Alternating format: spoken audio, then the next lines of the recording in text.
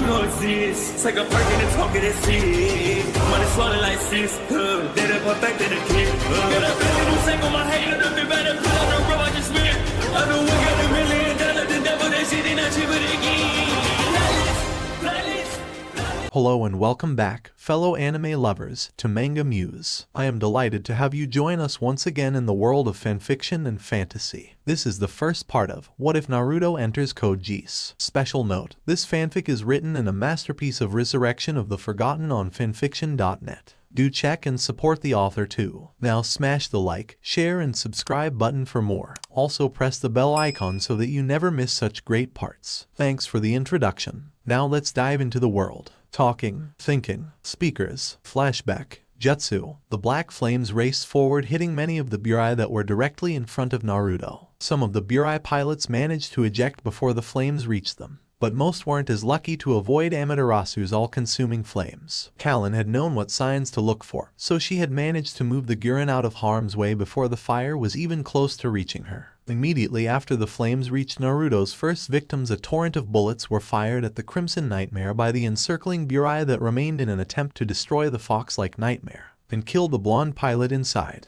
The bladed tails reacted immediately, proving their worth as an automatic defense, moving at nearly impossible speeds, deflecting the barrage of bullets. Some of the deflected bullets impacted with the ground harmlessly, kicking up dust along the way. Others were shot back toward the guns they originally come from, and the remaining bullets hit a number of burai, causing substantial amounts of damage to them. Your nightmare's automatic defense is truly amazing, Naruto. Second, probably, only to that of the Gawains. Zero mused to himself from inside the cockpit of his nightmare. Cease fire, he ordered. Bullets are useless against him. Listening to their leader, all of the Black Knights stopped firing and waited for the dust to settle before they charged in. From within the cloud of dust, Naruto steadied his breathing and relaxed his muscles, preparing himself for the massacre that was about to happen. While he waited, Naruto reflected on how everything led to this moment, and how he came to live in a world filled with giant robots and advanced technology instead of ninja and jutsu. How his life changed by mere chance. He still refused to believe that something like fate existed.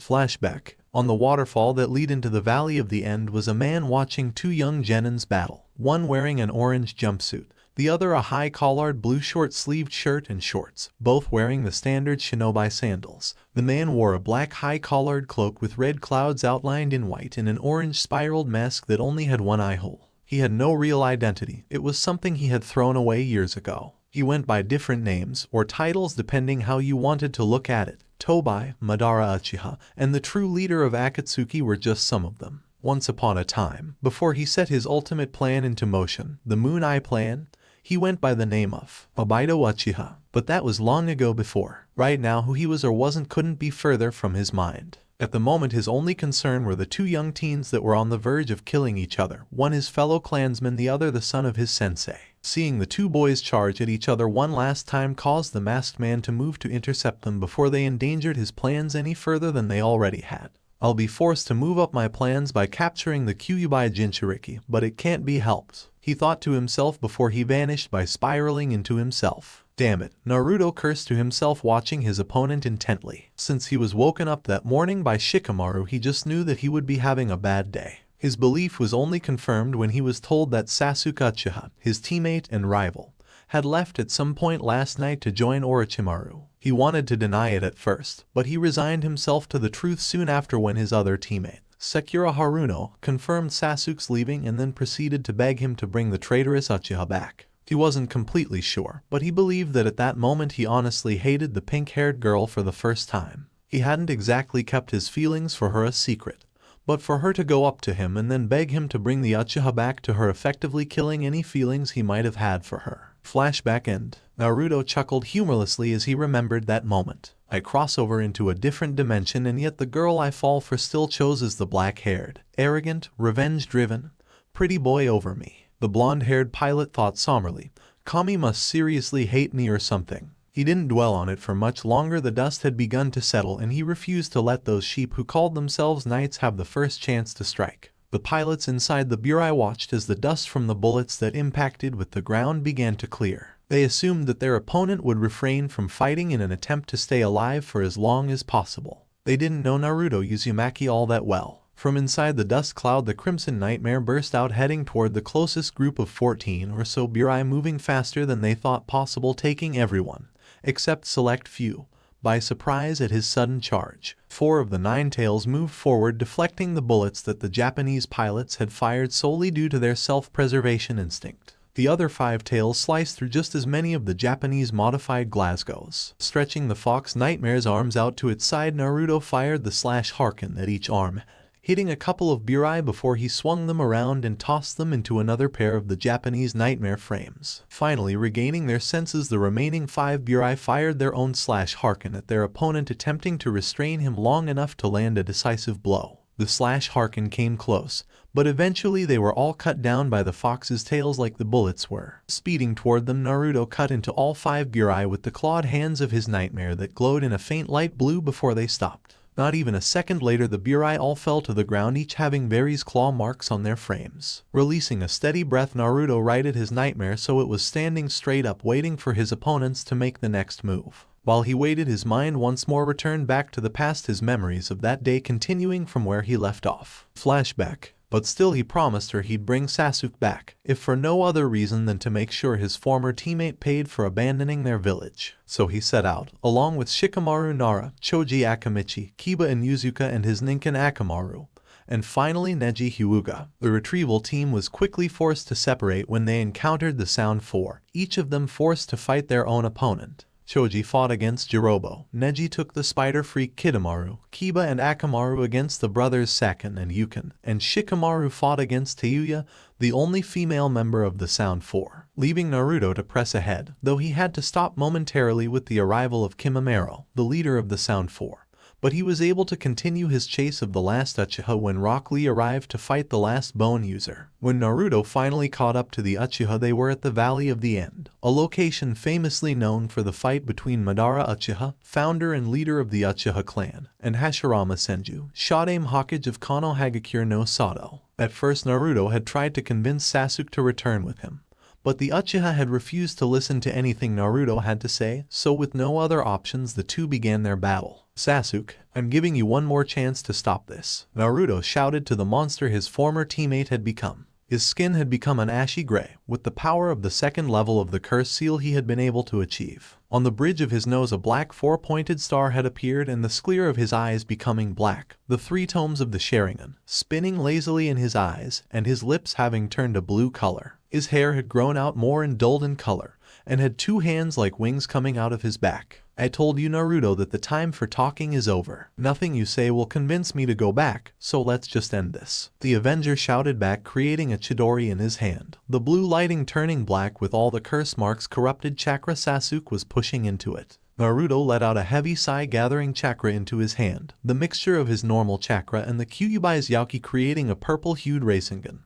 for one final clash with his former best friend. When both jutsu were fully charged, the two boys leapt at each other at an unsaid signal. With shouts of Chidori, Rasengan, the two met in the middle, chaos surging from the point that their jutsu collided. A second, he was a split second too late to stop them. Tobai couldn't believe that all his careful planning was being destroyed because he was a split second too late. By the time he had reappeared between the two genin, their attacks had already met. But things only got worse when his arrival caused an unexpected reaction. He knew something had happened because he could feel his body being torn to shreds, his chakra being taken from him, and could see the same thing happening to his fellow Uchiha, while the Kyuubi Jinchuuriki was being protected by the Biju's cloak, leaving him relatively unharmed. Tobai's attempts to activate his Jikuken Ido, which allowed himself, or anyone, anything that he was touching, be transported to a separate dimension, only made the pain he felt worse as more of his chakra was taken from him at a faster rate. He could see the tainted chakra of the curse seal mixing with the Yauki energy that the blonde Jinchuuriki was releasing. His vision started to grow dark, and the masked Uchiha knew that his time was coming to an end. But as he watched the chakras mix together, he noticed something. It started off faintly, a small ripple in space where the Chidori and Rasengan met, barely anything at all. But slowly it grew in intensity, and the ripple became a tear in space. Before everything went completely black, he noticed that the chakra he used for the Jikuken Ido was also converging with the other two energy sources, creating the tear in space. He also noticed that the amount of chakra that went into the tear wasn't consistent with how much chakra he had lost. So where was the rest of his chakra going? Naruto could also see the tear in space and could feel himself being pulled into it. He also noticed the strange individual in the orange spiraled mask who had appeared beside him, but his attention was mostly focused on the boy across from him. His sapphire blue eyes were filled with regret and sorrow as he watched the life slowly drain away from the eyes of his friend and rival. He had failed to save someone precious to him and had unintentionally broken a promise he made to another of his precious people, even if he was unsure how to feel about her at the moment. He knew, of course, that there was nothing he could do at the moment to save Sasuke's life, but for right now he would mourn for the person he considered his brother. Goodbye, Sasuke, the blonde Uzumaki thought before he was pulled into the tear in space. When Naruto opened his eyes again, he was in a sewer that he had only visited a couple of times before. Picking himself up from the murky water, his clothes strangely not wet, he began trudging toward where he knew the Kyuubi's cage to be located in a daze. Walking into the room that contained Kyuubi, Naruto didn't even register the fact that the once closed iron gates that once housed the great demon fox were now wide open, and the piece of paper with the kanji for seal floated uselessly in the ankle-high water. Well, what an interesting turn of events this came out to be. Huh, Naruto? A dark voice asked him, a pair of crimson-slit eyes snapping open from the unending darkness that lied behind the gate. At the sound of his name, Naruto came out of his daze, registering the fact that he stood in front of Kyuubi with nothing in between them. His body grew tense, waiting for the mighty beast to jump out at him in an attempt to consume him like it's threatened to do before. What the hell do you want, fox? Naruto shouted out at the demon fox edgily. I don't know how you broke the seal, but I won't let you attack Konoha, he shouted, pulling out a kunai from his pouch. There is no need for that, kit, Kyuubi said disinterestedly.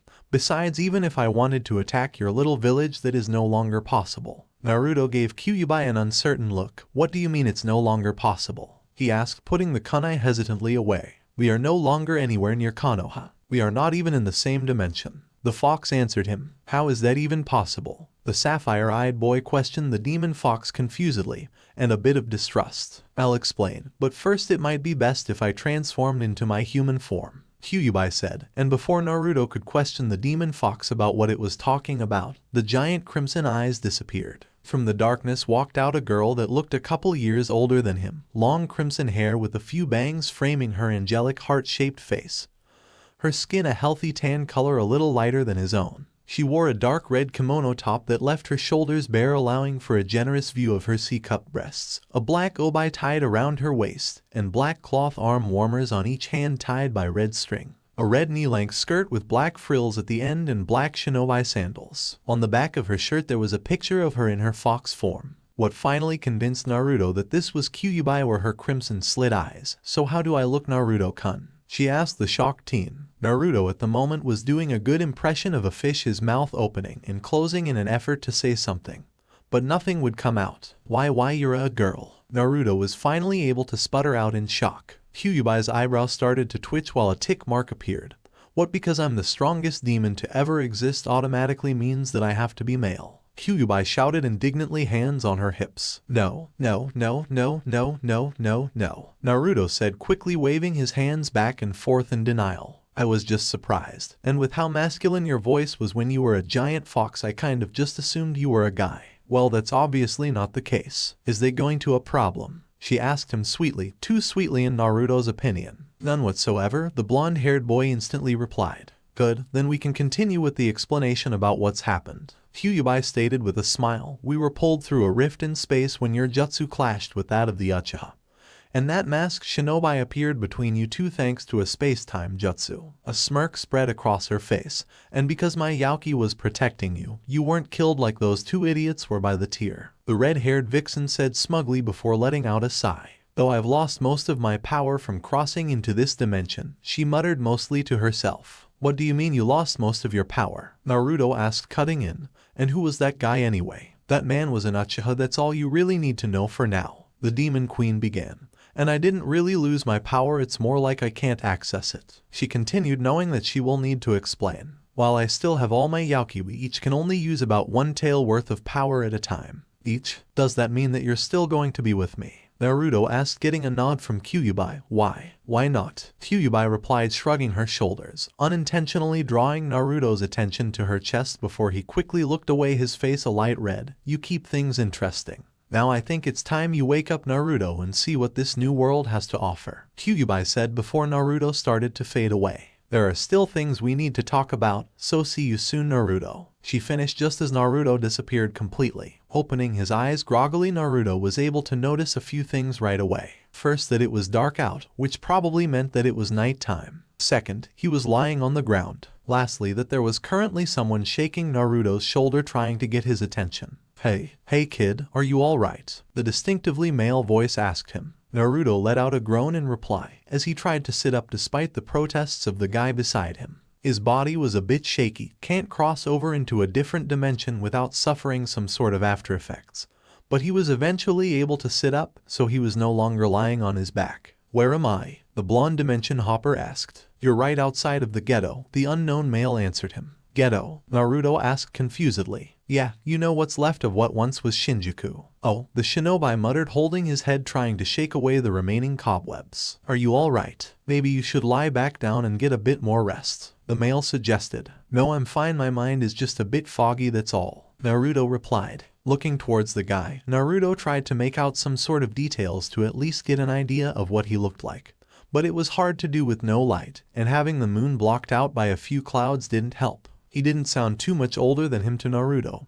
He could tell the guy had dark-colored shoulder-length hair, a bandana around his head, and dark blue eyes. Can you tell me what's been going on lately to help jog my memory? The cerulean-eyed shinobi asked as innocently as he could. The older teen gave Naruto a strange look. At least Naruto thought he did, but complied to his request anyway. So he told him about the Holy Britannian Empire, the existence of nightmare frames, and how the Britannians used them to invade and conquer Japan, renaming it Area 11 afterwards. Then why help me? Naruto asked him after the teen was done explaining. From the way you talk about it, you're obviously Japanese, so why help me when for all you know I could be Britannian? The teen let out a chuckle before replying. Actually, I kind of figured you were Britannian from your blonde hair. There aren't that many Japanese people with that hair color, though I don't know what to make of your clothes. I mean seriously man, what is up with the bright orange jacket and pants? If I didn't notice your hair then I would have definitely seen your clothes, he joked. What's everyone's problem with the color orange? It's an awesome color. Naruto grumbled, so why help me? The shinobi asked again. The teen was silent for a minute before he answered. I can never forgive Britannia for what they've done to my home, and I promise to help free it someday. But that doesn't mean that I'm going to hold every Britannian I meet accountable for things they had no control over, the short-haired teen said with conviction in his voice. That's definitely something I can respect, Naruto commented with a grin. Plus I have a younger sister that is about your age. The teen added, I'd want someone to help her if she needed it. Is that so? Naruto mused before standing up. Hey, you really shouldn't be moving around like that. We should get you to a hospital to make sure you're alright, the teen suggested. Nah, I'm perfectly fine, Naruto said, stretching a bit to get the kinks out of his muscles. Are you sure? The teen asked him concernedly. Yeah, Naruto said offhandedly. Thanks for the helping me though. My name is Naruto Uzumaki by the way, Naruto said, introducing himself. Through the darkness Naruto could just barely manage to tell that the older teen was smiling back at him. It's nice to meet you Naruto. I'm Flashback End. Naoto Kazuki, Naruto said, whispering the name of the first person he met in this world. Shifting his nightmare to the right, Naruto was just able to dodge the Guren's clawed right hand, barely missing having his nightmare's head ripped off. Immediately after, Naruto had to jump back to avoid the slash Harken that Kalen had fired, his nightmare's tails not being able to block the projectiles from such close range. Please Naruto, if you surrender peacefully we might be able to convince Zero that this isn't necessary, Kalen pleaded with him over the loudspeakers of her nightmare. Your sister has come a long way Naoto, Naruto thought silently to himself. And by this I assume you mean killing me. The former jinchuuriki questioned her. He wasn't expecting her to give him an answer. We both know that's not going to happen, Naruto replied, although he wasn't very clear if he was talking about him surrendering or being allowed to live. The two just stared at each other for a moment, both wishing that things had turned out differently. Naruto made his nightmare jump into the air away from Kalen before diving toward another group of Burai in order to avoid fighting her for a while longer. I've already said this before, I'm not going to let you just kill me. So if you really mean to kill me then come at me with everything you've got, Naruto shouted. It had been 3 years since the night Naruto had first woken up in this new world and met Naoto, though he hadn't seen the older teen since. Since then he had been working hard to fulfill 3 separate objectives. The first, create an identity for him in this world. Second, he needed to find a source of income. And finally, he needed to continue training in order to get stronger so he could help anyone that needed it. He remembered having to fight some Britannian soldiers the night he arrived, though he didn't know it at the time, which Kyuubi told him were filled with malicious intent not too long after he parted ways with Naoto. Thanks to his shinobi training, it was easy to accomplish his first goal, and forge the documents he would need in this world. It amazed Naruto how easy it was to get past the security that most of the buildings he infiltrated to create the forged documents had. Kyuubi figured that it was most likely due to the fact that the people of this dimension didn't know what a trained shinobi was capable of. Naruto realized that if people here didn't know what a shinobi was capable of, then he could use it to his advantage. He ended up listing himself as an orphan half Britannian and half Japanese with no records on whom his parents could be. When it came to his second objective, Naruto had actually managed to find 3 different ways to get money. He figured he'd eventually need the extra financial security. The first had been thanks to both Jiraiya and the toads of Mount Myabokuzen. About 3 months after arriving, Jiraiya had managed to make contact with him through the summoning contract that Jiraiya and he shared. Gamakichi had been able to deliver a letter from the perverted sage saying that he had been looking for Naruto since the blonde had disappeared. They had at first tried to pull Naruto back to the elemental nations through a process called reverse summoning. But no matter how hard they tried, something interfered with the toad's ability to summon him. The same thing happened when Jiraiya tried to have himself summoned to where his blonde apprentice was located. They finally decided that it was a miracle that the toads could reach him at all. After Naruto told Jiraiya about needing to find a way to make money in this world, Jiraiya had sent Naruto the entire Ika Ika series, telling him to have it published in that world. Naruto was at first reluctant to do so, but eventually relented to the Toad Sage's suggestion after Jiraiya told him just how wealthy the perverted novel made him. Naruto had then demanded to know why the old pervert insisted on taking his hard-earned cash if he had so much after Jiraiya had told him that. To obtain his second source of income, Naruto relied on his shinobi training again to make it possible.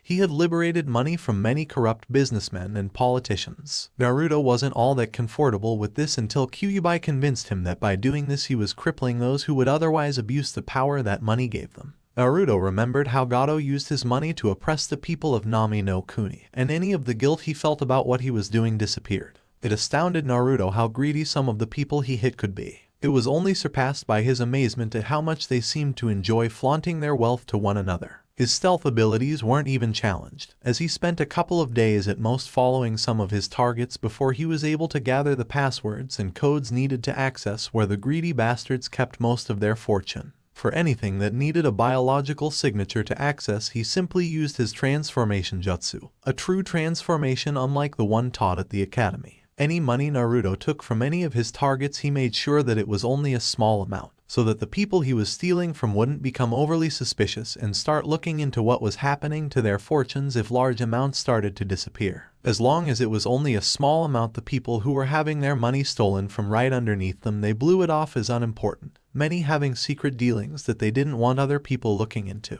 Naruto made sure to hit his targets multiple times when it was safe enough to do so. That way he was able to cripple them financially as much as he could. Naruto then invested some of the money he acquired into different companies that Kyuubi approved of course, taking over most of them in the process, and often being from the people he stole from in the first place. He then had his newly acquired companies start giving supplies, food, clothes, medicine, for free or at a reduced price to the people of Area 11 that needed it, though this mostly consisted to giving the supplies to 11s. This wasn't something that the Britannian elite exactly approved of, but Naruto couldn't care less what they thought. For his last source of income, Naruto decided to create a band with just himself and a few transformed shadow clones. When Kyuubi asked him why he started a band, Naruto shrugged his shoulders and simply replied, "I just felt like it."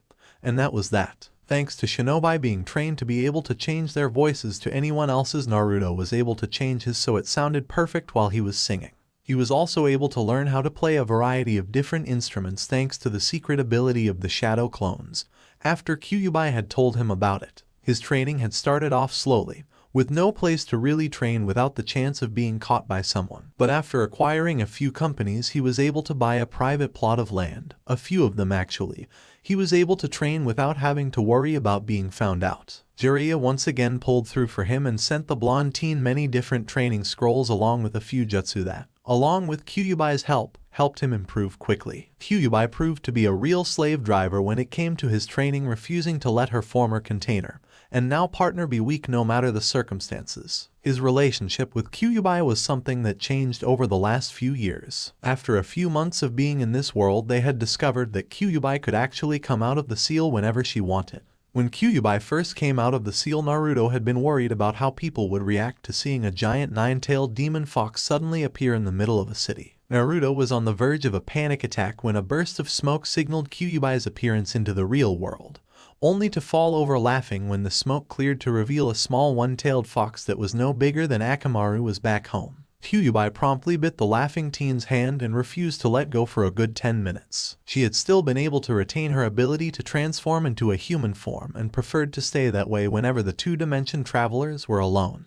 but was usually in her fox form whenever there was anybody else in the room with them she didn't particularly care about, or when she was feeling lazy and wanted to nap on Naruto's lap, around his shoulders, or on top of his head. After a year of really knowing each other and working together, Kyuubi revealed to Naruto that her real name was Amami, and that Kyuubi was only a title. From that point on, the two had become even closer, becoming almost like family to one another. Naruto wasn't 100% sure, but he felt that his relationship with Amami was what it was like to have an older sister, with how she would always push him to improve himself and took every opportunity she could to embarrass him. Naruto didn't just train physically. Amami also had him break into libraries after they closed at night, and got him to fill them with shadow clones, so that he could learn as much as possible. She swore that all the other Biju were laughing behind her back at how stupid her former container was back in their home dimension, and refused to let him to be an idiot in this world as well. Besides, she began one day, it's pointless to be the head of your own company if you can't even run it. Of course it wasn't all great. Half a year ago, an old toad called Fukasaku, though everyone called him Pa, had contacted Naruto and told him that Jiraiya had died fighting what remained of Akatsuki,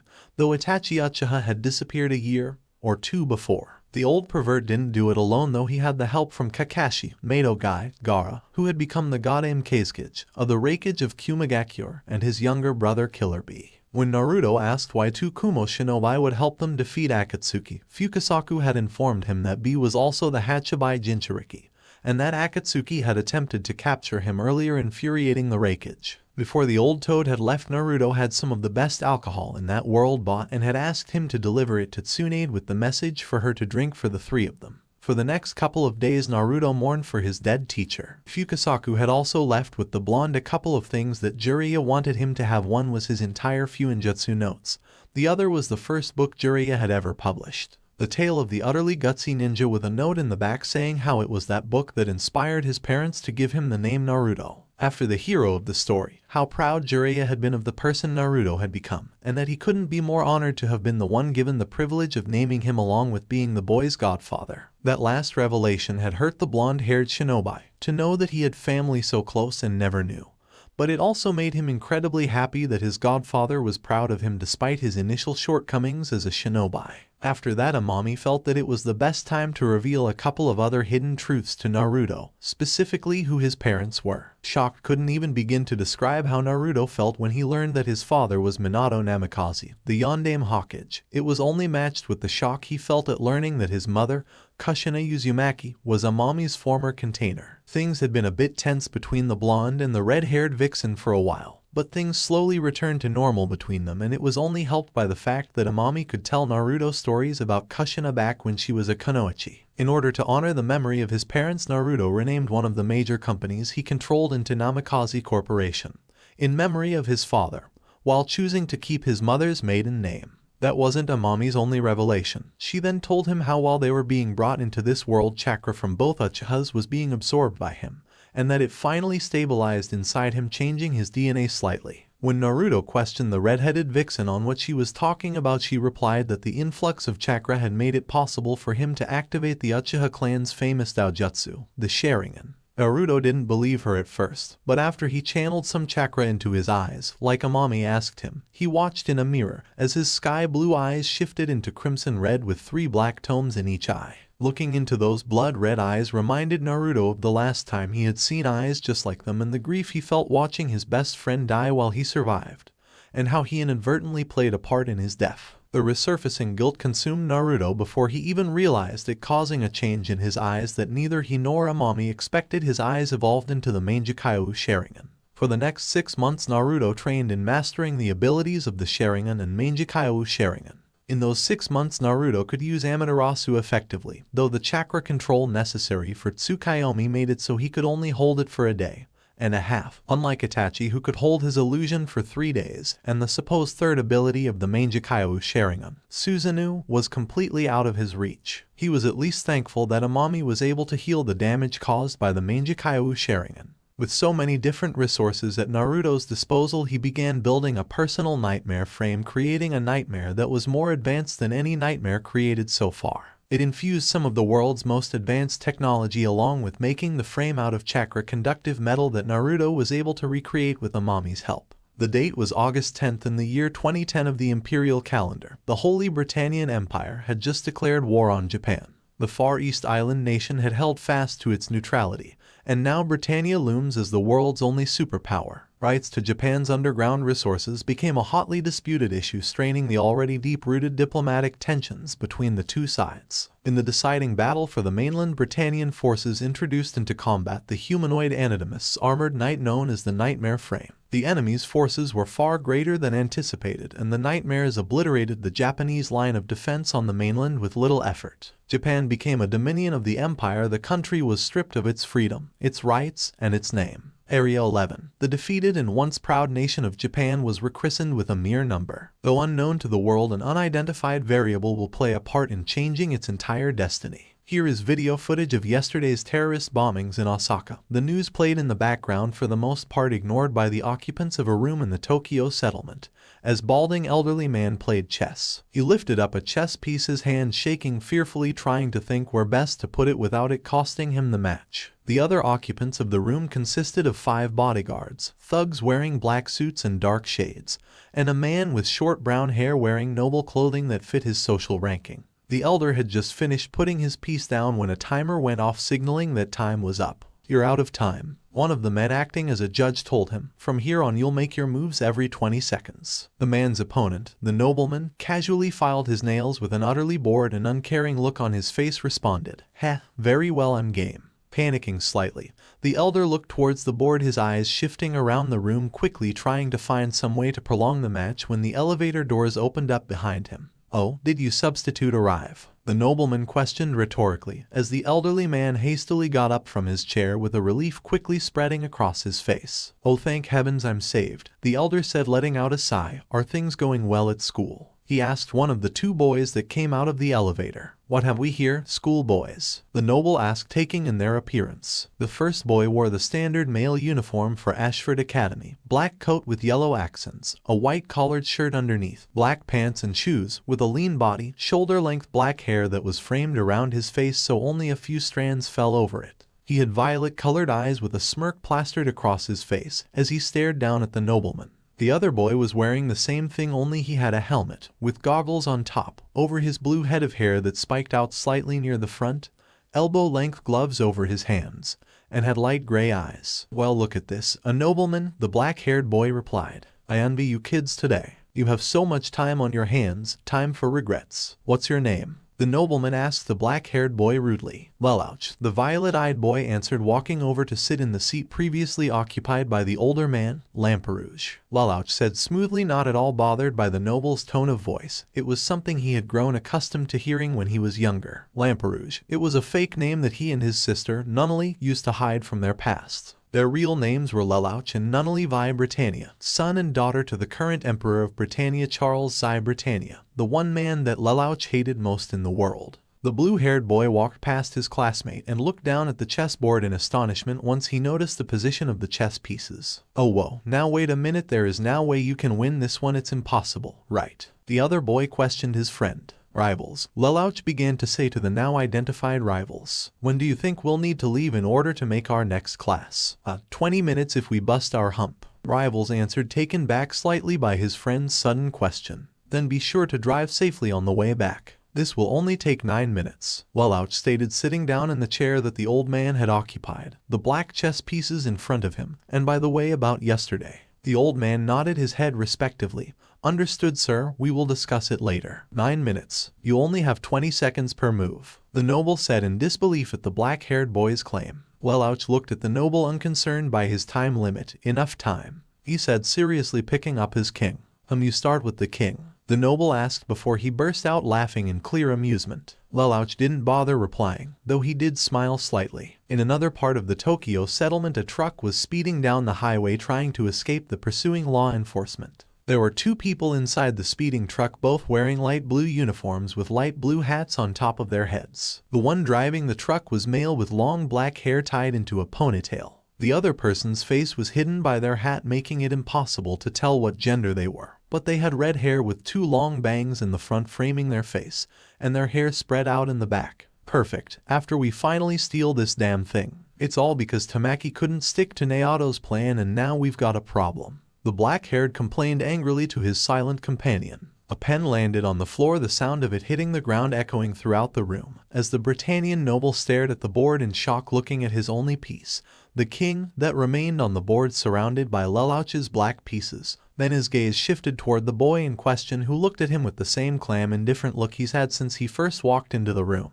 The noble's face, while still filled with shock, also gained a hint of anger in his features. How dare you give me that look, boy, as if you're better than me. The same look that bastard always gives me, like he is my superior. The noble raged angrily toward the black-haired boy. He continued to watch him calmly, not reacting at all to the noble's anger. I have no idea what or who you're talking about, Lelouch stated evenly, standing up. But we're done here. Have a nice day, nobleman. He finished, entering the elevator with rivals right behind him. The noble seemed to only grow more agitated with the boy's words, but before he could say anything to Lelouch, the elevator doors closed. The last look the noble caught of the black-haired boy was the calm indifference in his eyes, and how easily the noble could picture those violet-colored eyes being a sky blue. I love playing against the nobility. When they lose, they always pay out of pride, Rivals said cheerfully.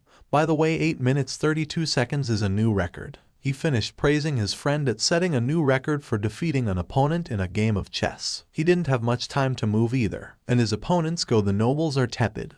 They are just overprivileged parasites, that's all, Lelouch replied uncaringly. Well then, why don't you challenge one of the 11s? They are nothing like us Britannians, Rivals suggested to his friend, getting a thoughtful hem from Lelouch. Seeing as his friend wasn't going to say anything else on the subject, Rivals decided to change it, knowing there was no real point in trying to get Lelouch to talk about something he lost interest in. Who do you figure it was that the noble was talking about after you beat him? I have no idea, the violet-eyed boy answered honestly. Probably just another nobleman, he supplied uncaringly. Speeding down the highway on a black and orange custom-built motorcycle was Naruto, wearing an orange helmet that completely covered his head, an unzipped black cargo jacket, a form-fitting orange t-shirt underneath, dark blue jeans, and a pair of black steel-toed boots. A ringing caught his attention, causing him to press the side of his helmet to answer the private phone he had built in, a number only one person had so far. Hello, Uzumaki Ramen. Naruto. Uzumaki speaking. What can I get you? The blonde teen asked innocently. Naruto. Uzumaki, where the hell are you? The familiar voice of Amami shouted into his ear from the other end, causing Naruto to swerve slightly from the pain his ears were subjugated to. Oh, Naruto mumbled. Ah, Amami, what a surprise to hear from you. He finished, faux cheerfulness. Surprise, my furry red ass, where are you? She asked him again. I decided to go for a relaxing ride in the settlement, Naruto answered her. And I suppose the fact that there are terrorists in the area has nothing to do with it. Amami questioned him with what he was sure was a raised eyebrow.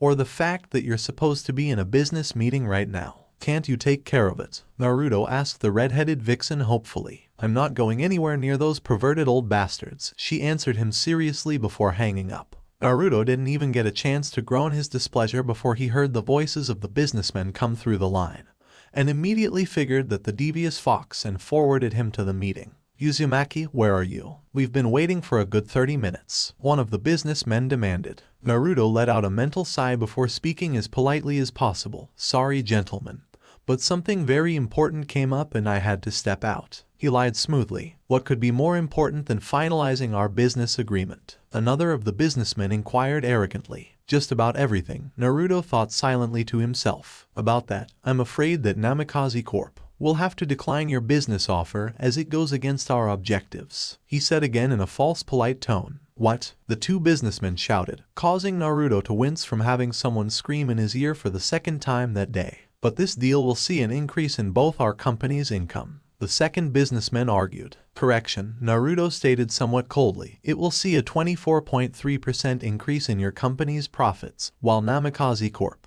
will only see a 2% increase in the prices of a majority of our merchandise being raised, so that they'll only be available toward the Britannian community, leaving the Japanese people without one of their major suppliers for goods. I simply cannot allow that. The stunned silence he received afterwards almost had the cerulean-eyed boy chuckling. Don't think that just because I'm young you can trick me into agreeing to such a crummy deal. Besides, if I didn't catch on to your little trick, then my partner would have. He finished offhandedly. Why do you care so much for those worthless 11s? The second businessman asked Naruto angrily, ignoring the fact that they were trying to cheat him. You won't get far in this world if you continue to support them like you have Uzumaki. Don't you know? The first businessman asked his partner, the sneer evident in his voice. Uzumaki is only half Britannian. One of his parents was a dirty 11. The boy must feel some sort of obligation to his fellow trash, he said before continuing to speak to Naruto. Isn't that right, half-bred? Half-bred, huh? Well, I guess you're right, I'm only half Britannian after all. Naruto admitted calmly, not at all perturbed by the fact that the man knew that piece of information, seeing as it wasn't technically true, and he never bothered trying to hide the fact he listed himself as half Britannian and half Japanese. That's something I don't understand about you full-blooded Britannians. You believe that just because of a mere circumstance of birth that it makes you better than all the areas you've conquered.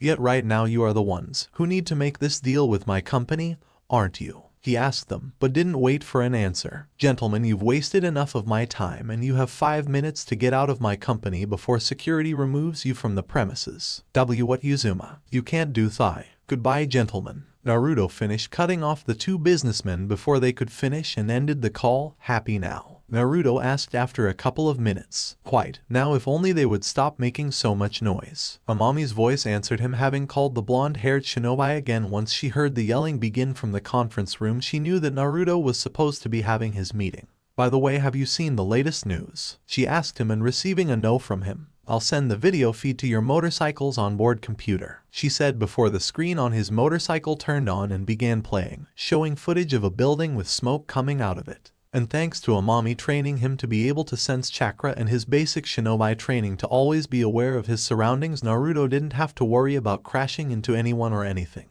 The video then changed to show the Britannian flag. We apologize for the delay. Now His Royal Highness Prince Clovis, 3rd Prince of Britannia, will address the nation, the announcer said before the screen changed once again to show a male with long blonde hair that fell to his mid-back, blue eyes, and dressed in expensive-looking clothes that was reserved for royalty. To all my imperial subjects, including of course the many cooperative 11s who choose to serve the Empire of Britannia, Clovis began moving his hands in a grand gesture as he spoke. In the truck, the two occupants were watching the news feed when the passenger finally spoke up after the 3rd Prince's last comment. We are not 11s, we are Japanese, the passenger shouted in what was obviously a female voice. Do you not see my pain? My heart was ripped from my chest only to be torn apart, the blonde prince said, gripping at his chest and closing his eyes. The remnants are filled with rage and sadness. However, as ruler of Area 11, I will not tolerate terrorism of any kind. Because the battle we fight is a righteous one, a virtuous battle to protect to the well-being of one and all. Now then everyone, I would like you to join me in observance of the 8 who died for justice in the line of duty. He finished before the announcer from before asked for a moment of silence. I'm not sure to either be impressed by his acting skills, if not a bit overdramatic, or be disgusted by the fact that he's hosting a party while all this is happening.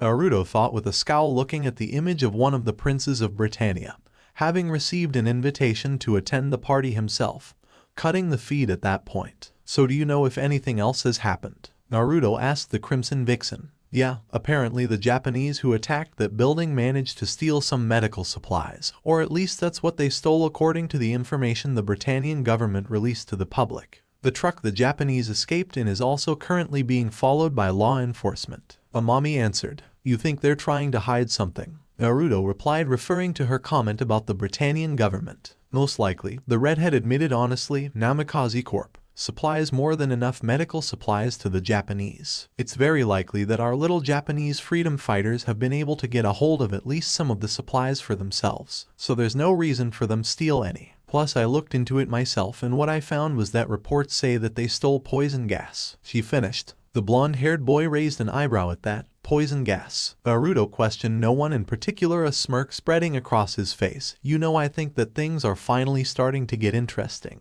The cerulean-eyed boy said excitedly, his fox-like grin spreading across his face under his helmet. What are you planning, Naruto? Amami asked the blonde-haired boy suspiciously. I think that it's about time that I took a more active role in this war. Naruto answered her. I'll call you later. He finished, ending the chat, driving off the highway and pulling into an alley where he sealed away his bike into a storage seal he had located on his arm. Naruto then sent more chakra into the seal on his arm, unsealing some shinobi clothing that he had secretly made in this world, and a couple of things he was sent from the elemental nations after Jiraiya's death. Once he changed into his new clothes, Naruto disappeared in a leaf shunshin and began his search for the truck that supposedly transported the poisonous gas. When Naruto finally found the truck, it had just swerved off the road and crashed into the empty construction site. A boy with black hair that he would guess was about his age, wearing school clothes, had gone down to help while all the other Britannians watched the accident like they would an animal in a zoo. Naruto was disgusted by how they were all acting.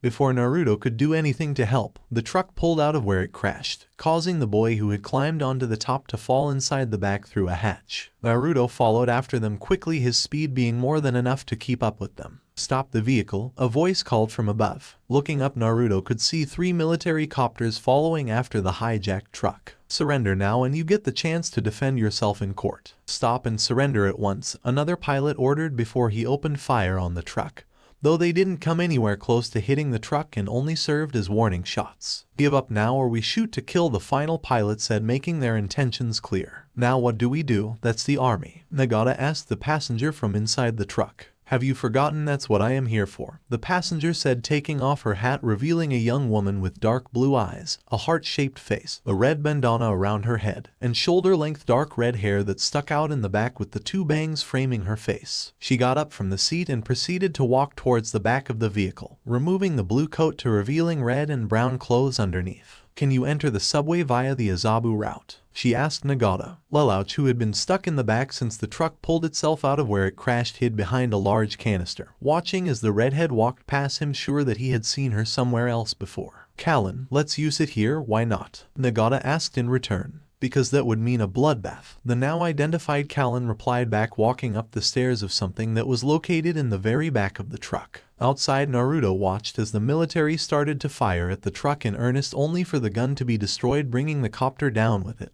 by something that came out of the back of the truck. That's a slash harken, Naruto realized, recognizing the weapon that was common on all nightmare frames. Looking at the truck, its back opened up, revealing a red nightmare. Taking a closer look, Naruto identified the nightmare as an older model, a Glasgow most likely. You fellas know full well what this badass mother can do, Kalen shouted, dodging the fire from the other 2 copters, and fired the slash harkens in retaliation, bringing down a second copter. Right after she knocked down the second copter, another plane appeared, this one different from the others as it carried a nightmare that was noticeably different from Kalen's Glasgow, the most notable being that it was mainly a light purple color. The rest of you back off, I will take this guy, the pilot of the new nightmare said, disengaging itself from the plane that was carrying it. I can only assume you dug that obsolete relic out of some scrap heap, the pilot said, deflecting the slash harken Kalen launched at him with one of his own. An over-the-hill Glasgow is no match for a Sutherland. He continued, twisting his nightmare around once he landed on the street. Not to mention a filthy 11 who spurns the compassion of our glorious emperor. He finished firing the gun that the Sutherland was carrying and hit the Glasgow's left arm.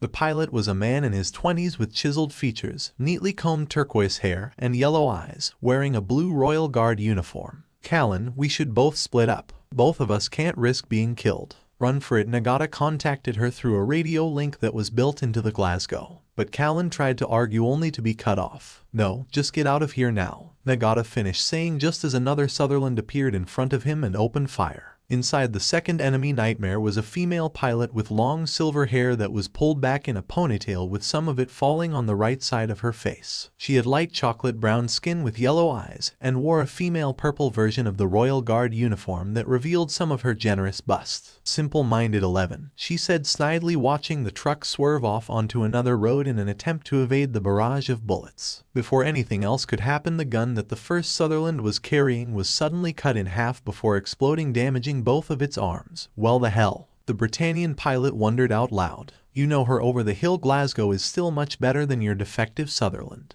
A male voice neither of the pilots recognized spoke up, drawing their attention. Between the two nightmares stood a person wearing a black high-collared cloak with red clouds outlined in white, standard shinobi pants and sandals, though neither of them knew that. Black shirt underneath with Anbu vest over it. On his arms he had black fingerless gloves and Anbu arm guards. Over his face he wore a red and black fox mask that hid most of his face from view, but left his mouth exposed. He had blonde spiky hair that fell around the mask with a couple of bangs even falling over it. And, though neither could see it from where they stood, his bright blue eyes could be seen through the eye holes. In his hand was a katana with a crimson blade that almost looked like it was giving off its own light, and a black spiral guard, with a white hilt. Its scabbard was black and hanging across his back. And here is a piece of advice, Britannian: if you're not careful, that arrogance you possess will see you killed. Who the hell do you think you are to be lecturing me? The turquoise pilot growled out. And how were you able to damage my nightmare? There is no way you managed to do it with that little butter knife. Answering your questions in reverse order, this sword was my mother's and its name is Akashini,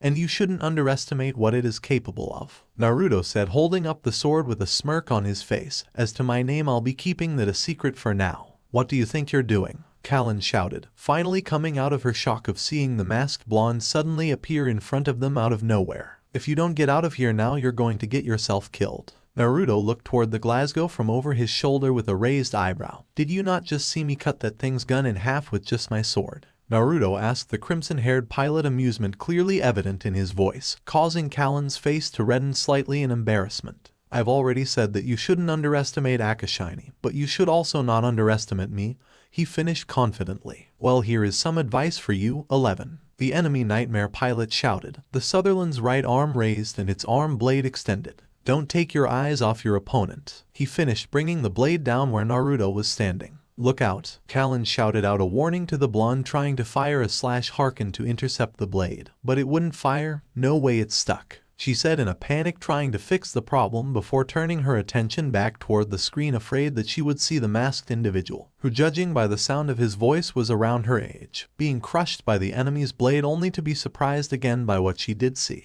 When the enemy brought down their blade, Naruto disappeared for a second, only to reappear on the blade and began to run up its arm, slashing at the Sutherland's arm with his sword. Naruto, putting some of his training to use, and channeled some of his wind chakra into the chakra conductive blade, easily cutting through the Sutherland's arm. In another burst of speed, Naruto disappeared again and reappeared at the nightmare's feet, slicing at its land spinners, reducing its mobility. Incredible, Kalen said in astonishment as she watched Naruto slice into the Sutherland. He's so fast, and he's cutting through that nightmare like it was nothing. Shaking off her amazement momentarily, Kalen lifted up the Glasgow's left arm and fired it at the Sutherland, making sure that Naruto wasn't in the line of fire. When the arm impacted with the Sutherland, it exploded, causing a smokescreen to appear, obstructing the enemy pilot's view. Looking around quickly, Kalen tried to find Naruto in the smoke, but couldn't see him anywhere. Not being able to spare any more time looking for the mysterious blonde, Kalen sped away from the smokescreen. Damn it, they've escaped, the Sutherland pilot thought furiously. He would have tried to follow after at least the Glasgow, but with the damage that the masked blonde had done to his nightmare, he knew that he wouldn't be able to keep up with it as it escaped. Another time then.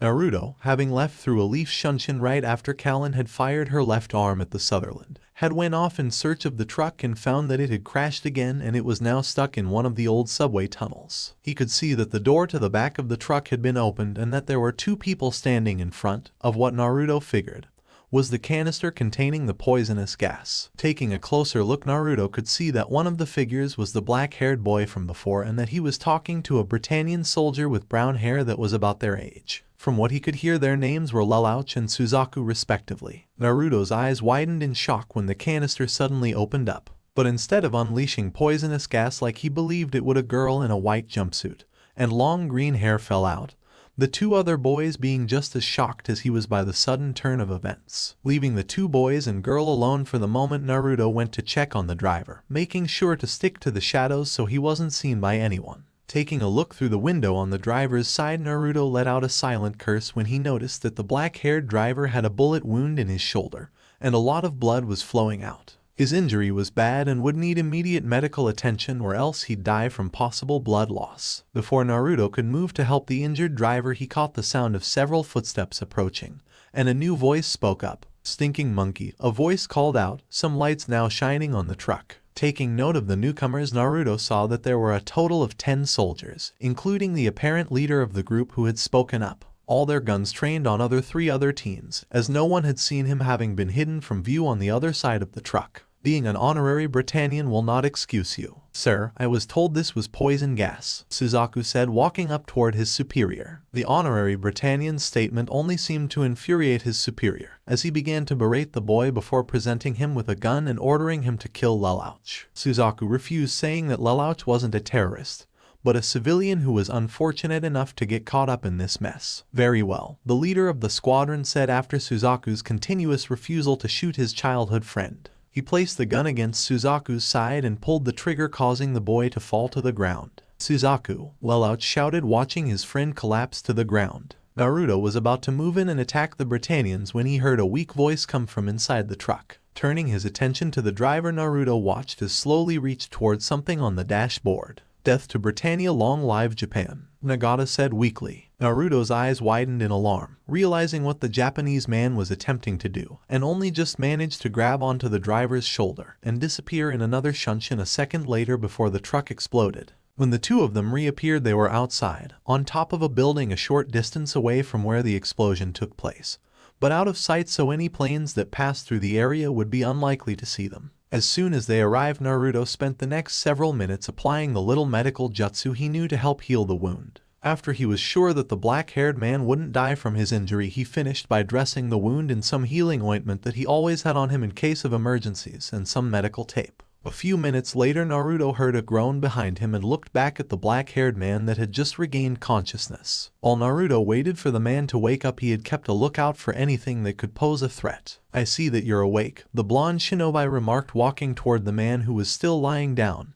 That's good. What's going on? Who are you? Nagata asked, trying to sit up only to be held down by an arm being placed on his uninjured shoulder. Easy there, you're safe, but if you move around too much right now, you're going to end up reopening your wound, Naruto said gently, and all you need to know right now about who I am is that I'm a friend. Well, my name is Nagata, and if you saved my life, then I owe you my thanks. I was sure I was going to die down there, Nagata admitted, introducing himself to cerulean-eyed boy. Don't worry about it. Before Naruto could say any more, he was cut off by the sound explosions occurring far away, along with the sound of gunfire and helicopter rotors. That's coming from the ghetto, Naruto stated worriedly. What's happening? Nagata asked him, but didn't try to get up, knowing that with his injuries he'd only make things worse. I'm not sure, the blonde answered softly before closing his eyes and extending his chakra sensing capabilities toward where the ghetto was located. What he sensed caused him to clench his fists and grit his teeth. The chakra signatures of the civilians that lived in the ghetto were disappearing at a rapid pace. The civilians, they're being killed, he finally said. What? How can you possibly know that? Nagata questioned him disbelievingly. I'm sorry, I don't have time to explain right now, Naruto replied, performing a single hand seal for his favorite jutsu, Shadow Clone Jutsu. The former Konoha shinobi said, creating 20 shadow clones, gaining a stunned look from Nagata at seeing 20 individuals that looked like exactly his mysterious savior appear out of nowhere. All of you're to save and evacuate as many of the civilians from the ghetto as you can. Now go, Naruto ordered them, getting a quick salute from his clones before they all disappeared. He then created another 2 shadow clones. You two are to stay here and watch over Nagata. Understood. Hi boss, they both said at the same time. Turning his attention back toward Nagata, he gave the injured man a reassuring smile. Don't worry, they'll keep you safe, Naruto told him, walking toward the edge of the building. What are you going to do? The black-haired man questioned him. I'm going to help stop this pointless massacre, the former jinchuuriki answered him before he jumped over the edge, getting a shout of surprise from Nagata, and began walking down the side of the building. Jumping onto another rooftop, Naruto pulled out his cell phone and called his partner and former tenant, Amami. Naruto said immediately after the other line picked up, Where are you right now? He asked her urgently. I'm at the warehouse, Amami answered him. After you told me about your plans of being a more active part of this war, I figured it would be best if I headed here. Good, the blonde shinobi began. It seems that the noble third prince of Britannia has decided to begin a massacre of all the residents of the Shinjuku ghetto. He continued, the word noble dripping with sarcasm. I need you to send Kyuubi to my location, Naruto instructed. Kyuubi? Amami asked him, bewildered. Yeah, can you do it? He questioned her. Of course, I'll send it right away, Amami answered him assuredly. Thanks Amami, you're the best. Naruto finished ending the call. At the warehouse, Amami, wearing the same thing she wore when Naruto saw her in her human form for the first time, looked down at a mostly crimson nightmare frame from the control room. The nightmare frame Kyuubi was a crimson nightmare that could transform between its fox form and the normal humanoid nightmare. It had 9 tails and looked a lot like she did when she was in her own fox form, explaining where it got its name from. There was also hints of black on its feet, shoulders, legs, arms, and chest. Its head was fox-shaped, with the ears pointing back, 3 fangs on each side of its mouth, and solid orange eyes. When in its humanoid form, it stood on its hind legs, with the land spinners being a part of the leg at the back instead of being connected to the side like most nightmare frames. It had steel claws for hands that could channel chakra and a slash harkens on each arm. Its head remained mainly the same, the only difference being a change in position for the head, and that its mouth as a fox shifts to become the metal piece that covers the lower part of the face of most mechas, making the fangs look more like whiskers. It did lack the normal nightmare frame's humpback, something both Naruto and Amami agreed was a good thing, but still offered a way to eject if necessary. "Well, looks like you finally get a test run," Amami said, a smile on her face as she typed in some commands on the main computer in the control room. On the floor, Kyuubi, in its fox mode, light up signifying that it was on and all systems were operational, and was currently receiving its orders. "Alright," Amami said, excitedly typing in the last command. "Prototype Nightmare Frame 9 codename, Kyuubi launch." With that last signal, Kyuubi shot out of the warehouse and was en route toward where Naruto's signal was located. "Show those self-serving Britannians why you shouldn't mess with a fox, Naruto," Amami said to herself as she began scanning all of Kyuubi's readings and made note of any important information for later. For the last half hour, Naruto had been destroying various tanks and nightmare frames, making sure that any soldier he knocked unconscious wouldn't wake up for at least a good 4 hours. Afterwards, he would create several shadow clones and instruct them to evacuate any civilians that were in the area. Sadly, Shinjuku was a large area and there were still some casualties. He had just finished knocking out another Britannian soldier when he had to jump to the side in order to dodge a volley of bullets from a nightmare that had come up from behind him. While he dodged the bullets, the soldier who he had just knocked out ended up being hit. Turning around, he saw the Sutherland positioning its gun to fire again. "Hold still, you 11 trash, and accept your death," the pilot from inside the Sutherland said condescendingly. Naruto growled lightly at the sound of the pilot's voice. "You just killed one of your comrades, don't you feel any sort of regret for that?" he questioned the unknown pilot angrily. Naruto could hear the scoff from the pilot as he replied, "Regret? That loser deserved to die if he couldn't even handle a single piece of scum like you. He's nothing but a disgrace to the Empire," the pilot answered Naruto nastily. "I see." Naruto spoke softly, his eyes hidden by the shadows of his mask making him look more ominous. "Then I don't feel any regret for what I'm about to do." With that, he lifted his katana, channeling wind chakra into its blade, causing the blade to look like it extended and pierced the nightmare right where the cockpit was located. Looking down, the pilot saw blood slowly spreading out from his chest. What the hell?" the pilot gasped, clutching at the wound on his chest that had suddenly appeared. His eyes wide with fear, shifting to look at the monitor in front of him that now had a hole going straight through it that let some of the light from outside in.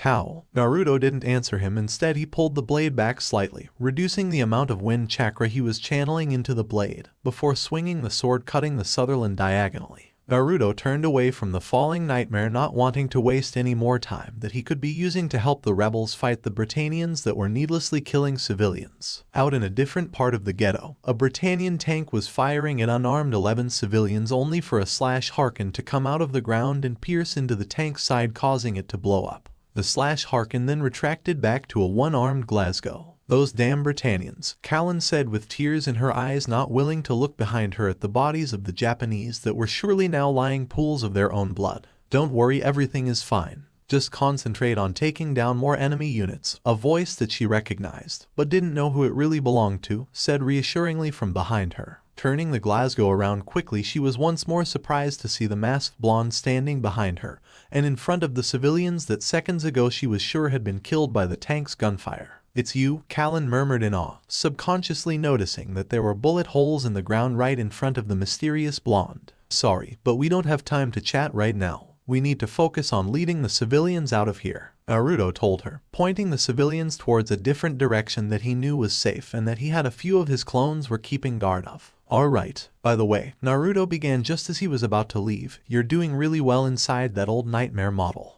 You must be a truly amazing nightmare pilot. Naruto complimented her. Aw thanks. Kalen just managed to reply before Naruto vanished in a swirl of leaves, a faint red dusting her cheeks. Kalen, a male voice came over the radio. Can the Glasgow still move? Don't worry, Ogi, it's alright, I'll decoy them. Just get the people out of here. The only ones that would be captured are those of us in the resistance, she told him, wiping away the tears from her eyes, setting out to find more Britannian forces. Ogi was a man in his 20s with short black hair that led their group's resistance ever since Naruto died. I know, but we are trapped. They've got us completely surrounded, Ogi replied dishearteningly. We have to do our best, Kalen stated determinedly. I know, but at this rate it's going to take a miracle to get through this, Ogi said, as gunfire could be heard coming from his side of the radio. Kalen didn't answer after that, unsure if it would really take a miracle or if they already had one working with them. Moving down the street helping any survivors escape, Kalen fired her Harkins at a military copter, making it explode and bringing it down.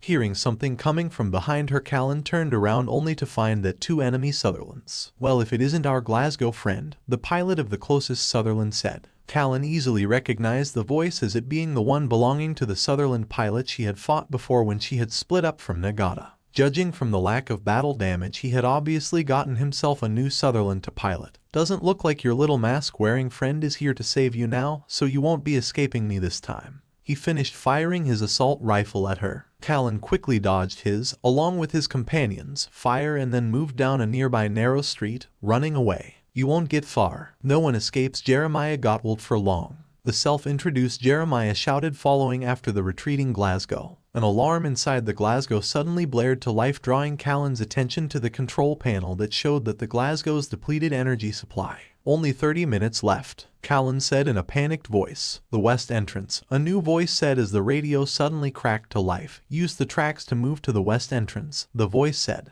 Who is this? How do you know this code? Kalen demanded more than asked. She knew that the voice didn't belong to any of the members in the resistance, and it also didn't seem like the one belonging to the mask-wearing teen. That doesn't matter. If you want to win, then you're just going to have to trust me. In a different part of the ghetto hidden from view was a Sutherland.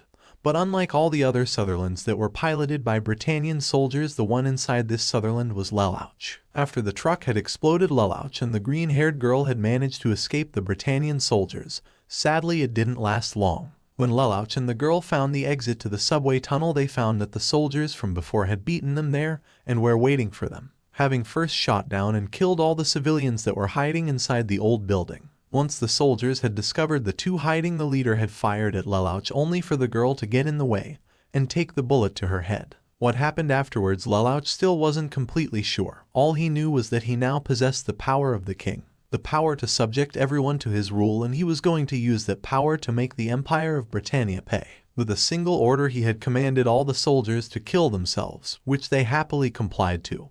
He had then tricked a silver-haired woman into handing over her nightmare frame, obtaining the Sutherland that he was now piloting. With wide, disbelieving eyes, the red-haired girl registered the words spoken to her, to win. Kalen mumbled softly. With how things were going, all she had been thinking about was surviving this battle. But the very idea about actually winning had seemed almost impossible to her. The only chance they seemed to have of actually coming out ahead in this had been the sudden appearance of the fox mask-wearing teen. But here was someone else that was also promising them a chance at victory, and Kalen couldn't almost believe it. Without many other options, she did as she was instructed. The Glasgow leapt onto the overhead bridge and hooked its land spinners onto the track. Okay, what am I supposed to do now? She asked, as she glanced behind her, noticing that the 2 Sutherlands were right behind her. Kalen let out a light gasp when she looked back in front of her and saw a train speeding towards her. Since you trusted me, you are going to win. Jump onto the train, LELOUCH instructed her over the radio. Gotcha, she replied, making the Glasgow leapt onto the train and continues to the carriages. Due to the fact that he had been following so close behind her, Jiraiya was forced to use his Sutherland to stop the train from advancing further. If that's your plan, you go after the Glasgow, Jiraiya ordered his subordinate, keeping the train in place. Yes, my lord, the nameless Sutherland pilot answered, jumping into the air, but was shot by 2 Harkins, one hitting the Sutherland's midsection, the other knocking off its head. Jiraiya turned his gaze toward where the Harkins had come from, only to see that they had been fired by a fellow Sutherland. What the ... shot by friendly fire. What's your name and your unit? Jiraiya demanded angrily. We are after the one-armed Glasgow, he continued, but was cut off when the unknown Sutherland started fire at him. "Oh my god, a terrorist!" Jeremiah shouted fearfully. He started to retreat, but one of the bullets hit the Sutherland's leg, destroying it, making the Sutherland fall to its knees. Pulling out his Nightmare's assault rifle and was about to fire at the rogue Sutherland when out of the corner of his eye he saw that the red Glasgow was charging at him. With no clear chance of winning now, the turquoise pilot ejected out of his Nightmare, the pod firing off into the distance. "You saved me, but how did you get a hold of a Sutherland, huh?" Kalen went to ask after watching the parachute for the pod deploy, but stopped mid-sentence when she noticed that the rogue Sutherland had disappeared. "What? Where did he go?" Kalen, the familiar voice of Ogi, shouted. Looking around, she saw that her friends and fellow resistance members had arrived, all of them keeping a lookout for enemies. "What the hell was that radio message earlier?" Ogi asked her. "What? He contacted you too?" she asked them in turn. "Sure did, and Yashida's group should be here soon," Ogi said, finishing just as his radio crackled to life. "Are you in charge?" the mysterious voice asked through Ogi's radio. Grabbing his radio, Ogi answered uncertainly, "Oh yeah, I present to you the cargo in that train over there. They're tools for your victory. If you want to use them to win, then follow my orders," LELOUCH told them seriously. Using the Glasgow to open one of the train's compartment, Kalen stared with wide eyes at the compartment filled with Sutherlands, and by the sounds of it the other compartments held the same thing. "Woman in the Glasgow," LELOUCH began. Yes," the red-haired pilot answered after a second. "Stay where you are, your unit is going to run decoy, got that?" "Understood," she replied. "Energy fillers status?" he questioned. "About 15 minutes worth is left," Kalen answered him. "Then recharge it. In 10 minutes I'll contact you with your next instructions." LELOUCH finished giving his last orders to the redhead before he cut the connection with her. Naruto stared at the scene in front of him in slight amazement. In the last 15 minutes or so the resistance fighters had been able to completely change the tide of the battle. He could obviously tell by the fact that they were far more organized now that something had changed, and that they were now being led by someone new. What amazed him was the fact that this person was at the very least a decent tactician to be able to predict the enemy's movements. Suddenly Naruto blinked, as memories from a recently dispelled shadow clone told him that Kyuubi had arrived. Standing from where he was watching everything unfold, the blonde shinobi headed in the direction that Kyuubi was located. When he reached where Kyuubi was waiting, still in its fox mode, Naruto noticed that there were a few Sutherland encircling the Crimson Fox Nightmare. He couldn't tell whether they were Britannian soldiers or rebel forces, but either way he had to get to his Nightmare, moving at speeds that were impossible for anyone else, besides Amami, to move it without the use of a vehicle. Naruto sped past the Sutherlands and jumped onto the Kyuubi's back, entering the cockpit that was located there. Naruto had barely settled himself inside the cockpit and taken the controls when the surrounding Sutherlands had opened fire on him. He was never more glad than now that the armor-coating Kyuubi was stronger than the steel used for most nightmares, and that it didn't make Kyuubi all that heavier. Whoever they were, they obviously didn't think he was on their side. Grunting slightly from the shock of the impacting bullets, Naruto flipped a switch on the controls, bringing the Kyuubi's tails to life, as a blade extended out of each tail. Moving in front of him widely, the tails began to deflect the bullets that were heading his way. It was something that Amami and him had worked together to create. Using sensors to detect the incoming projectiles, the tails would move to block or deflect any bullets and slash Harkins that were shot at him. It was supposed to be the Nightmare's ultimate defense against projectiles. Letting out another groan from another bullet hitting Kyuubi, Naruto realized that while the tails were deflecting most of the bullets, they were moving a bit slower than anticipated, and some of the bullets were still making their way through the automatic defense. Making Kyuubi jump off to the side to get out of the line of fire, Naruto was at least satisfied with its response time. It seemed to react more to his thoughts rather than the controls in his hands. Now that he had a couple of seconds away from the continuous barrage, Naruto took count of the number of opponents he was facing. There were 2 straight in front of him. The IFF showed that there were 3 more behind him, and 1 off to the side. Deciding on a plan of action, Naruto rushed forward to the 2 Sutherlands in front of him. Kyuubi moved faster than they had expected, catching them off guard, and in an instant Naruto was on them. Jumping up, Kyuubi opened its mouth, revealing an assortment of sharp-looking fangs that quickly bit onto one of the Sutherland's head, tearing it off. At the same time, Naruto swung Kyuubi around. 2 of the bladed tails extended it, cut off the other Sutherland's head and legs, leaving it in 3 separate pieces. The remaining 4 Sutherlands immediately started to fire at the Crimson Nightmare, and once again Kyuubi's tails came to life, blocking most of the bullets with a few getting through. Refusing to just sit still and be attacked, Naruto charged at the lone Sutherland. The one Sutherland reacted better than the other 2 from before, having been better prepared for Kyuubi's unnatural speed.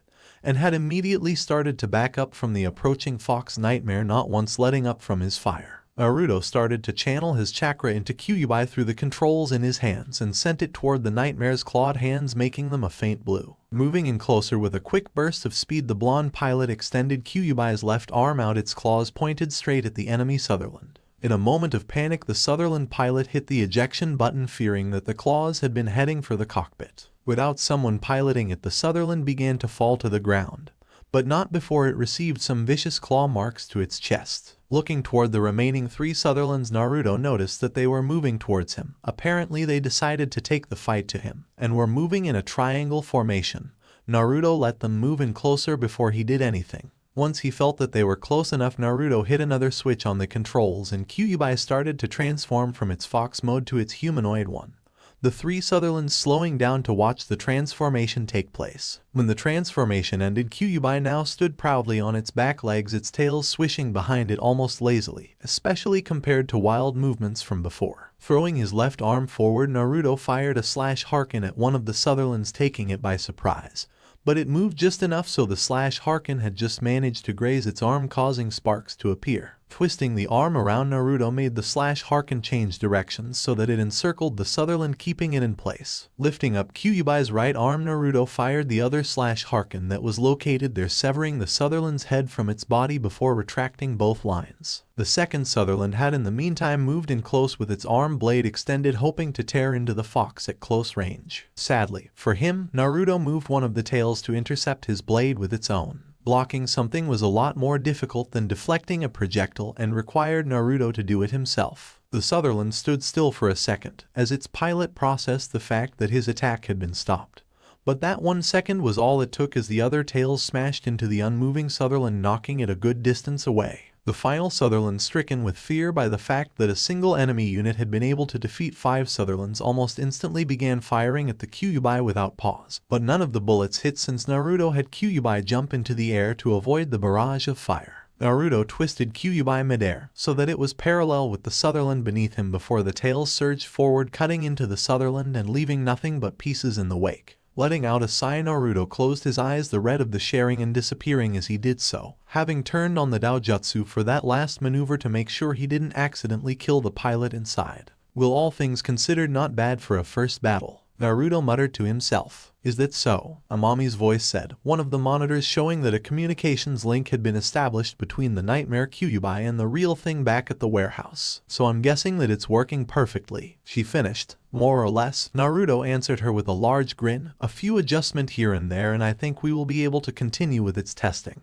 That's good to hear, the red-haired vixen stated. Yeah, now if you would excuse me, I have a few more Britannian asses to kick today, the blue-eyed boy said cheerfully. Sure thing, have fun, Amami replied with just as much amusement before she ended the communication. With a large grin on his face, Naruto shifted Kyuubi back into its fox form, it being faster when it was in that mode, and headed toward where the IFF indicated that a large group of Sutherlands had gathered. It was all going according to his plan. Every move that the enemy made, he already had something ready to counter it. If his half-brother was anything, then it was predictable, LELOUCH thought confidently. Of course, not everything was going according to his plan. He had noticed that a few enemy Sutherlands were being destroyed that had nothing to do with the resistance group that he was leading, but he put it off as merely other rebels doing what they could. He had also been worried when a small group of 6 Sutherlands had separated from the large group, almost considering the possibility that they might have discovered the trap he was setting. His worry lessened slightly when he noticed that they were headed towards an unidentified nightmare frame and figured that they were just being used to back up a new reinforcement. He then put it out of his thoughts completely when the 6 Sutherlands were destroyed by the unknown nightmare. Besides, he had to focus his attention to what was happening right in front of him, because with this last move it would check. LELOUCH was so busy imagining his victory that he was caught completely off guard when all the enemy units were suddenly destroyed. If he had been paying attention and traced the pattern which the Sutherlands were destroyed, he would have noticed that it created a spiral. What the hell? LELOUCH said out loud before grabbing his radio. Q1, have you deployed the trap? He questioned. No, I'm still waiting for the signal, Kalen's voice answered from the other end. Then what the hell happened? LELOUCH muttered to himself. Turning his attention to IFF's screen, he noticed that in the middle of the destroyed Sutherlands now stood the unidentified nightmare from before. Impossible, the black-haired boy thought. A single nightmare should not have been able to take all those Sutherlands out of commission in such a short amount of time. Moving his Sutherland carefully, Lelouch looked toward where the trap waited to be deployed. There, standing in the midst of a whole bunch of rubble that was once Britannian Sutherland, stood, it being in its human mode again, a single red nightmare frame. He almost thought it was the Glasgow, but a couple of things stood out that made that theory impossible. For one, it had both its arms, and secondly, it had 9 tails moving behind it. What the hell is that thing? I've never seen anything like it before. In a different part of the ghetto, one of the rebels was keeping a lookout for any more enemy units when the pilot inside saw something. What is that? A short-cut, dark brown-haired man asked himself, noticing that a new nightmare had suddenly appeared and was heading in his direction. The new nightmare was mostly white with gold accents on different parts of its body, and a red jewel at the center of its chest, and had solid green eyes. It doesn't look like a Sutherland. He didn't even get to finish his observation before he was taken down. Back with Lelouch, he was watching the Crimson Nightmare trying to decide what the next best course of action was when one of the Resistance members' voice suddenly came from the radio he had in his hand. "This is B Group. Reporting enemy presence. Reinforcements. Real battle is different, isn't it?" Lelouch asked, no one in particular bringing up the radio to his ear. Status. Everyone ejected, but they took out 4 units and nothing flat. The voice answered anxiously. Enemy numbers. Lelouch continued to ask. "Just 1. I think it's a new model. Never seen anything like." The Resistance pilot replied, but the connection was destroyed before he could finish. "What's happening out there?" the violet-eyed boy demanded, but didn't receive an immediate answer. A decoy, he wondered, turning his attention back toward the Crimson Nightmare he could still see. Q1, do it now. Lelouch ordered, signaling Kalen to use the trap they set. From underground, Kalen fired the Glasgow/Harkin at the ceiling of old abandoned tunnel, destabilizing the ground above where Naruto was standing. The wide smile he was wearing at the thought of crushing the enemy unit suddenly disappeared when the Fox Nightmare jumped away from the area that was crumbling down, covering more distance in a single jump than should have been possible for a nightmare frame, and keeping it safe from harm. "Impossible," Lelouch murmured disbelievingly. For the next few minutes, Lelouch relayed orders towards his forces, the Crimson Nightmare having disappeared after the failed trap. Something Lelouch was thankful for, since he doubted he'd be able to handle 2 opponents with the amount of trouble he was currently having with one. But no matter what his plan was, the unknown nightmare was able to outperform the Resistance fighters and destroying the Sutherlands he had gifted with in the process. From what he was able to gather from the little information that the rebel forces were able to witness before they were destroyed, the new nightmare was designed for close combat and was able to reflect bullets. The last standing rebel group had just fallen when Lelouch saw a white nightmare suddenly appear in the hole of the building he was hiding in. The black-haired student had barely managed to lift the Sutherland's arms up in a defensive position when the white nightmare struck him with a punch. "You mean that this thing is what's been ruining my plan?" Lelouch asked out loud. "Nothing more than a pilot, how dare he said angrily before the floor gave out beneath them from the combined pressure the 2 nightmares were excreting. Dropping a couple of floors, Lelouch watched as the white nightmare dove down at him, its fists raised to strike, only for it to be stopped by the one-armed Glasgow. "Hey, I'm returning the favor," Kalen said, holding the white nightmare back. Lelouch, using the opportunity that presented itself, escaped, leaving the other 2 behind. He had something more important to attend to after all. Kalen was holding the white nightmare back for as long as she could. She had even fired a /Harkin at the thing, but it had been easily caught. But she knew that she was being quickly overpowered by the new opponent. She was just about to eject, hoping that she bought whoever was helping enough time to get away, when a fist suddenly slammed into the white nightmare, forcing it to let go and knocking it through a wall and out of the building. There, standing before, was a Crimson Nightmare with fox attributes and 9 tails that were almost motionless. "Hey, are you all right?" A voice she recognized, having heard it twice before, asked with concern from the Fox Nightmare. Yeah," Kalen replied in a daze. "Thanks for saving me." "Don't mention it," Naruto said dismissively. "Listen, take this chance and get out of here. I'll hold that thing off." "What?" Kalen said incredulously. "You can't fight that thing on your own," she argued. Naruto let out a sigh before replying. "Your Glasgow is in no condition to continue fighting. Besides, haven't we already been over this? You shouldn't underestimate me." "But," Kalen began, but knew that he had a point. The Glasgow was on its last leg and wouldn't last long at this rate. And he had already done a few amazing things before. She'd just have to put her faith in that he would be able to do it again. "Fine. But you better make it out of this." The red-headed pilot relented before leaving in a different direction than the one the white nightmare was thrown toward. "If I didn't know any better, I would have sworn she was worried about me," Naruto mused to himself before leaping through the hole that the white nightmare had created. Outside, the white nightmare was just picking itself up. Inside, piloting the nightmare was none other than Suzaku. After being knocked out from his wound, he had woken up in the medical bay near the Prince Clovis transporter. His life had been spared thanks to a broken watch that he kept with him. When he woke up, he met a short silver-haired man and his blue-haired female assistant, and was offered the opportunity to pilot a new nightmare frame called the Lancelot. At first he had been unsure, but he eventually agreed as he saw it as the perfect opportunity to end all this senseless fighting. "Are you another terrorist?" Suzaku asked over the Lancelot's loudspeakers. Inside, Kyuubi Naruto smiled at the question.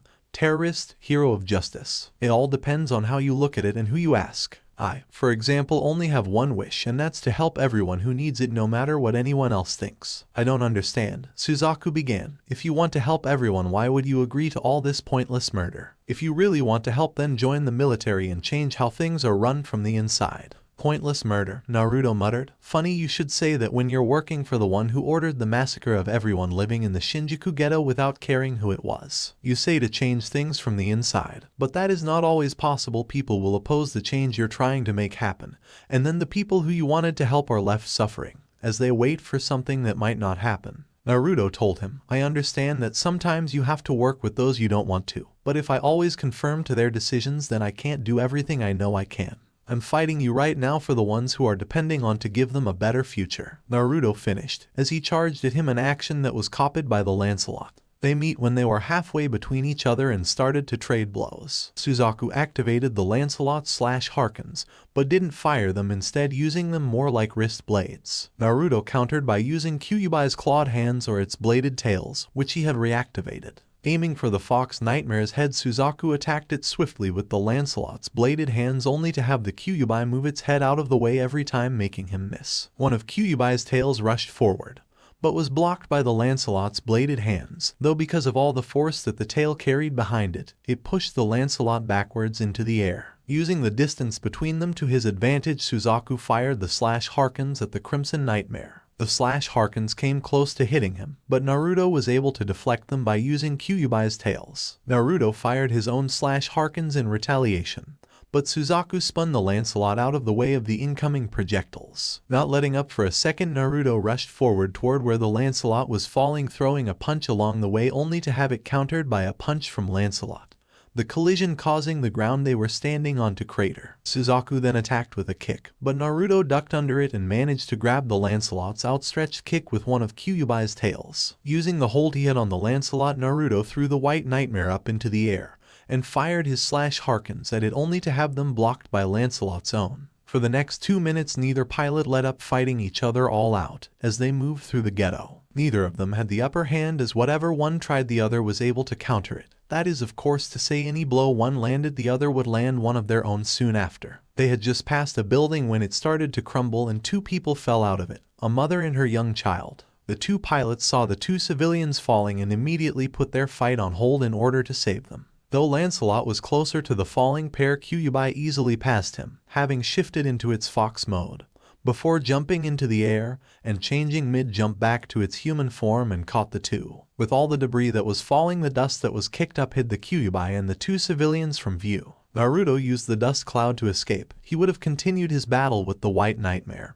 but his priority had changed to making sure that the woman and her child were safe. A short while later, Naruto stopped and put the woman and her child down. "Listen," Naruto spoke soothingly.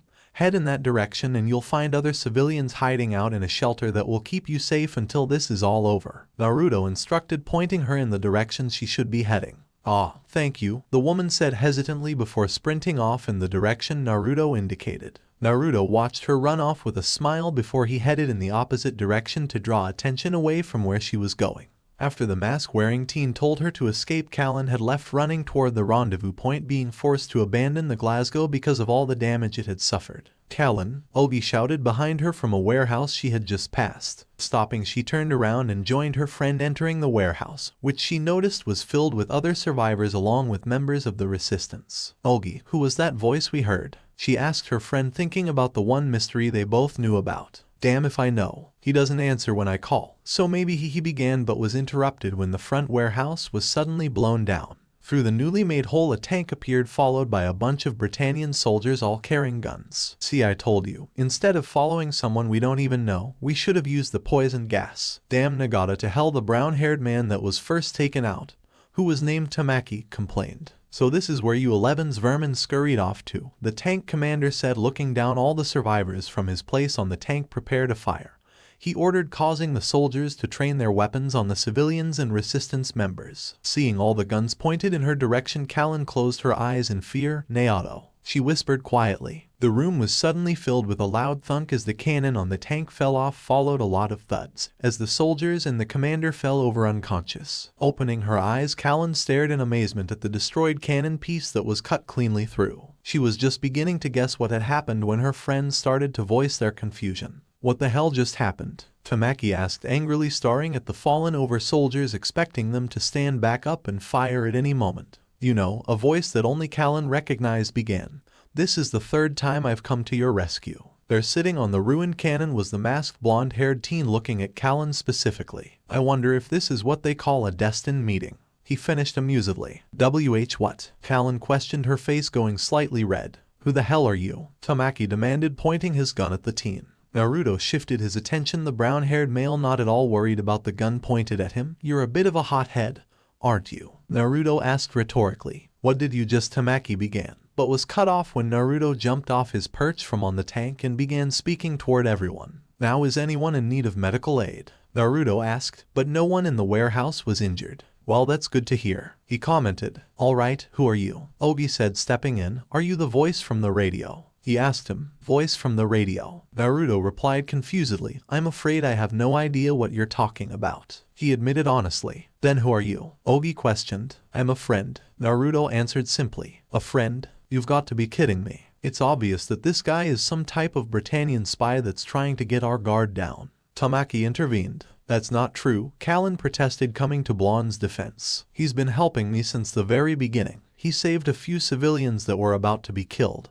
and helped me escape from that white nightmare. And in case you've forgotten, Tamaki, he just saved all our lives. Why would he need to catch us off guard when we were already finished? That is. Tamaki began, trying to come up with something to explain the blonde's actions. You're not really trusting, are you? And here I even brought you all a gift. Naruto said, intentionally leaving what the gift was unsaid to make them more curious. Gift? What gift? Kalen asked him. Well, technically I'm returning something back to you, Naruto said with a fox-like grin on his face, which went really well with his mask. Letting out a whistle as the signal, Naruto stepped to the side, as a couple of clones walked into the warehouse carrying Nagata, who was lying down on a medical cot. Nagata! All the members of the resistance shouted, rushing toward their injured friend. Hey guys, I'm glad to see you're all alright, Nagata said with as much enthusiasm as he could manage. But how? Kalen asked. I heard an explosion. I thought you had. She left the last part unsaid. Yeah, I almost did, Nagata admitted, but this guy was able to save me somehow, he said, pointing toward the mask-wearing blonde. Walking toward the blonde, Kalen and Ogi wore grateful smiles as they looked toward the blonde. Thank you for helping our friend, Ogi began. Yeah, we really appreciate it, Kalen continued. Looking closer at the blonde, her eyes widened when she noticed something strange about his eyes. They were blood red and had 3 black tones in each one. Your eyes, the redhead said, surprised. Naruto looked at the girl in confusion for a second before he realized what she was talking about. Oh yeah, it's just a little trick I know to help hide my actual eye color, he lied smoothly. Oh, Kalen muttered quietly, though now she couldn't help but wonder what his real eyes looked like. Attention all forces, cease fire at once. I, Clovis III Prince of Britannia and Royal Viceroy of Area 11 hereby command you. The voice of the third prince sounded over some loudspeakers. All forces are ordered to cease fire at once. You will also cease destruction of any buildings or property. All casualties, whether Britannian or 11, shall be treated equally and without prejudice. In the name of Clovis Le Britannia, you are hereby ordered. Cease fire at once. I shall allow no further fighting. Clovis finished giving his orders. So what, just like that it's over? Ogi questioned disbelievingly. I wonder. Naruto began, drawing everyone's attention. I wonder if the military will be mad that I knocked all these soldiers out, Naruto said, indicating toward the Britannian soldiers that were still lying passed out on the ground. How did you do that anyway? Ogi questioned him. 1 second they're about to fire, and the next they're out cold.